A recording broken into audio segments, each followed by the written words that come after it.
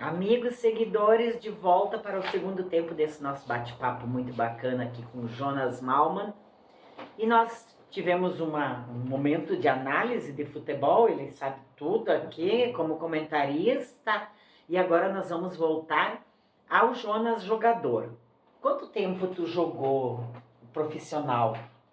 Profissional foi dos 16 até os 24. 24. E tu parou por escolha, por... É que assim, ó, hoje no futebol, você vê aí, com 16, 17 anos, tu já tem que estar ali se destacando, né? Então, é muito precoce, né? E aos 24 anos, o pai sempre teve empresa lá, a mãe trabalhava junto, aí acabou tendo a separação, e como no amador o valor, a gente não é muito, os clubes não conseguem pagar muito valor, foi uma escolha que eu fiz de voltar para casa, ajudar na empresa lá, e aí eu fui pro amador, né? Daí eu fui pro amador, aí começamos a jogar no São Rafael de novo,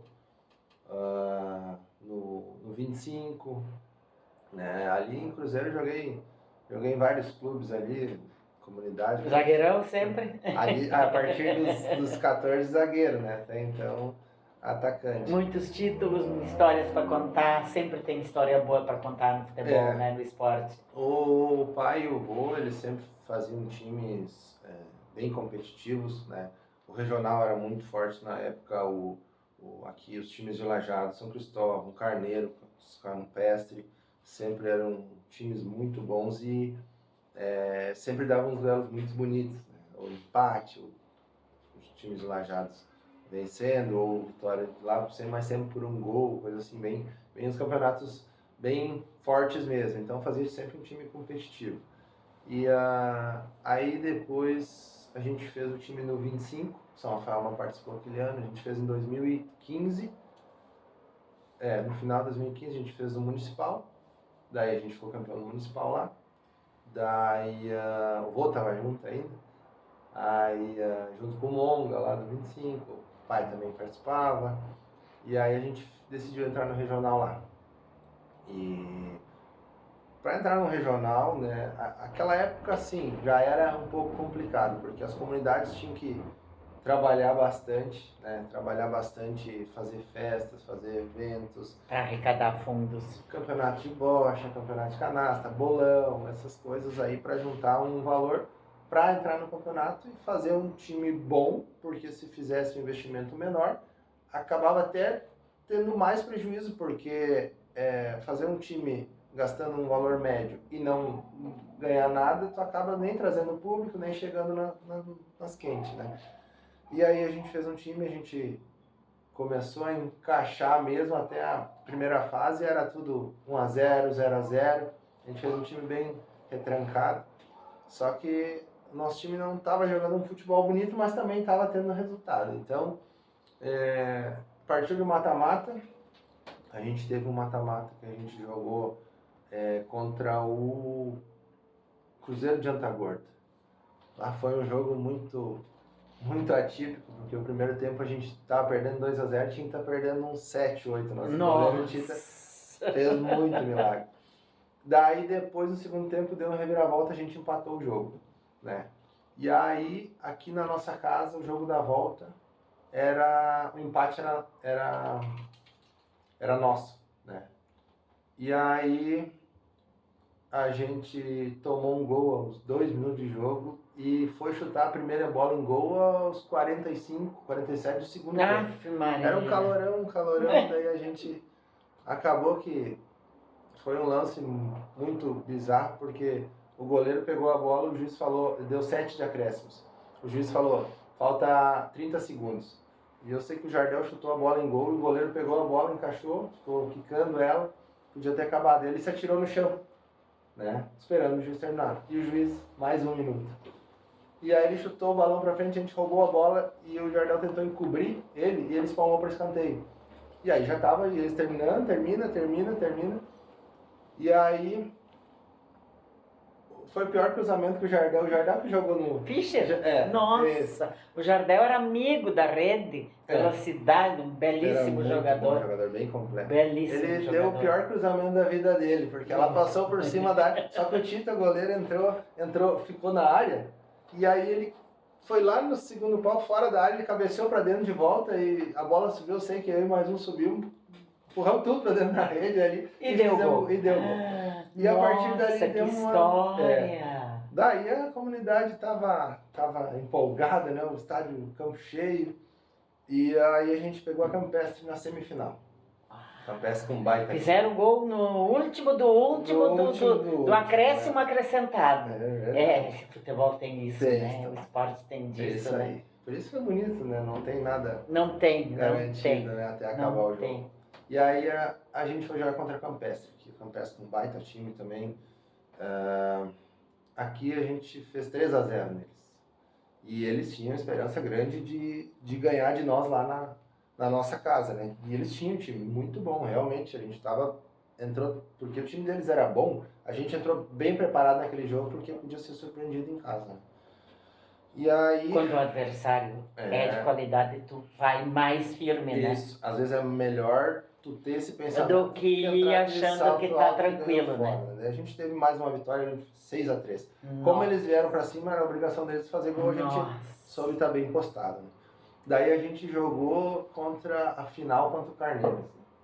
Contra o Carneiros, aí a gente jogou aqui, tava lotado também. Aqui a gente ganhou de 3-1 deles aqui. Um baita jogo. Nossa. O time todo jogou demais. Eu sempre falo, a gente deu um vareio neles aqui e tomou 2 vareios em casa depois. A gente não viu a cor da bola em casa, deu 4-1 ou 5-2 para eles lá em casa na final. E daí foi pros pênaltis. A gente ganhou de 5-4. Só o Seco acabou tendo a infelicidade, chutou na trave. Nossa. Como o nosso goleiro era muito grande, ele foi tirar bastante do goleiro, mas foi um... O Seco zagueiro? Não, o Seco, ele tinha cabelo comprido na meia. Sim. Mas foi um baita jogo. Eles tinham um time... Eram os favoritos antes de começar o campeonato, né? O time muito bom. E vocês levantaram. Nós levantamos o caneco ali, ficou pra história, pra Cruzeiro todo, né? Nossa. Ficou todas as comunidades assim, não torcendo pra Cruzeiro, pra trazer o time pra Cruzeiro. Então foi muito Isso legal. é o que tu lembra, o teu mais especial? Não mais especial, mas um deles, né? Porque assim, a gente teve, vamos dizer, times que a gente fez com eu, meu pai, meu avô, né? Com amigos, assim, isso acaba sendo marcante também, não sendo um regional, mas também o pai teve 2 finais de regional, né? Jogos bons, inclusive no estádio do Lajadense, né? No antigo, onde também foi perdido finais fantásticos. Foi contra o Rio Grandense, uma de São Rafael lá, que ganharam o primeiro jogo de 1-0, perderam o segundo jogo de 1-0, e o empate na prorrogação era nosso e tomamos gol lá no segundo tempo da prorrogação. O Regis, Fontoura, hoje casado com a minha prima, mora lá em São Rafael. Olha né? isso. Depois jogou com nós e casou com a minha prima. Que legal. Então, mas as amizades que a gente fez no não futebol tem, né? também. Não tem, né? Não tem nada. Isso fica guardado, fica na gente, né? Tu joga futsal? Não, eu joguei com um time de amigos só Funcho, de Cruzeiro, lá uns 13, 14 anos. A gente jogou junto lá mas assim, já faz uns 4 anos que eu não... E futebol? Eu jogo no Tiricaça, né? Aos sábados. Qual é o teu time do Tiricaça? É o Coroas. Coroas? Tu tá no Coroas? Que legal. Mas só Campo Grande? Campo Grande não joguei mais. Não joguei jogou o mais. último ano foi o regional com o Independente, lá do Paço de Estrela. E como é que tá Cruzeiro no esporte? Porque eu acho que poucos não... Tem 2 motivos, né, Helena? A tragédia. Essa foi a segunda, né? Foi 2003, o pai reabriu o São Rafael, 2004. Ele tinha um campo antigo, daí 10 anos depois, mas deu uns 5, 6 anos, construíram o campo novo, ele reabriu o São Rafael. Naquele campeonato, acho que foi em 2005, o São Rafael ficou campeão contra o Canarinho. Não, contra o Tamoio, tinha 15 times. Não. No Municipal de Cruzeiro. Nossa! 15 times. Um município de quantos habitantes? Hoje 13, né? Nossa. Hoje 13 mil habitantes. Mas 15 times, então hoje isso, nem o regional, Não, já teve regional com menos, com com 13, menos. 12, 14, né? Então isso é uma coisa que dificilmente vai acontecer de novo Nossa, para mas algum isso lugar. é um número muito expressivo. Então, assim, ó, depois começou a diminuir, dava um campeonato com 10, com 8, e até um campeonato, assim, com menos de 8 times, ele já não é uma coisa, assim, né, tem 8 times para cima para ser um campeonato bom, né, então, no mínimo isso. Aí, por exemplo, as comunidades hoje, que tem hoje, assim, por exemplo, o Passo de Estrela, né, joguei lá, não tem mais nem o campo, nada lá da enchente, da tragédia. O Bonfim é um time que eu acho que o campo eles estão tentando dar uma ajustada. Até agora parece que entrou nessa aqui de novo, que teve essa semana, entrou lá no campo, mas Nossa. também.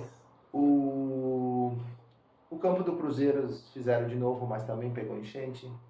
O 11 Amigos, esse já foi antes, né? Mas esse já não tinha mais, também não, que jogou aquele campeonato. Unidos da Divisa também tinha, esse já também não existe mais. A SEB, eu acho que tá bem abandonado, assim, Pois porque é, nunca nós mais... fizemos um jogo lá e eu me surpreendi porque a SEB sempre foi uma referência Muito forte, de organização, assim, e foi jogado um jogo da escolinha lá. Da escolinha, meu filho jogou, por exemplo. Eu acho que vocês estavam lá Isso também. Aí. E o 22, a escolinha lá do 22 também não existe mais o campo, né? Então, assim, o Tamoio também já tá meio assim abandonado. Então, hoje sim, o Primavera é um time que tem que mantém, né? Que mantém. São Rafael, o Canarinho, né? O 25. O 25 também já tá assim, tipo... Isso tem muito a ver com a falta de lideranças, tu acha? Aquelas pessoas das antigas... A renovação de elas liderança. eram fundamentais, né? Porque eles puxavam à frente. Toda a comunidade tinha 4 ou 5 que se juntavam, vamos fazer isso, vamos fazer uma rifa, eu vendo 50 números, eu faço isso, vamos fazer uma festa, eu vou atrás vamos fazer uma galinhada. Então essas pessoas acabaram que já são mais antigas, já, vamos dizer, alguns já não estão mais aqui, então isso acaba sobrecarregando quem ficou e dificultando, né? Porque todas as pessoas hoje têm seus trabalhos e coisa, e então acaba diminuindo essas pessoas. O futebol profissional e o futebol amador, por exemplo, hoje tem muitos jogadores no campeonato amador que escolhem não jogar profissional. Hoje, e aí ficou muito caro. Aí tá mais difícil de colocar um time em campo. Se tu não tem um investidor, tu corre o risco de entrar e te complicar, né? E hoje tu entrar simplesmente para participar, acaba se tornando caro igual, né? E a comunidade, depois dessas tragédias, eu acho que tem 9 ou 10 comunidades que foram atingidas diretamente com a enchente, né? Elas também não tem aquela... Porque em volta... Também, muitas pessoas que colaboraram já não estão mais também, ali né? também. Não foi só o campo, não. Foram comunidades inteiras, um abalo profundo, inclusive no esporte, Isso né, aí, Jonas? você viu o Passo de Estrela ao redor, quantas casas tinham, Isso vão ter que isso é surreal, né? Isso aí é meio difícil da gente aceitar, nós principalmente, que a gente tem uma ligação com todas. Eu por meio do meu trabalho, tu Sim. por meio até da tua abrangência. Sim, vários amigos, né? A gente acompanhou de perto e acabaram se espalhando. Hoje não moram mais ali, então vão ter que reconstruir. A Cruz, depois nós vamos falar isso, já está terminando o nosso segundo espaço aqui, Jonas, do nosso espaço, do nosso bate-papo aqui com Jonas Malman, Black Sistema de Segurança. Agradeço por apoiar o trabalho da RDK Comunicações. E nós voltamos em seguida para mais uma parte aqui dessa nossa conversa muito abrangente, muito bacana, com o atleta, empresário, cruzeirense Jonas Malman.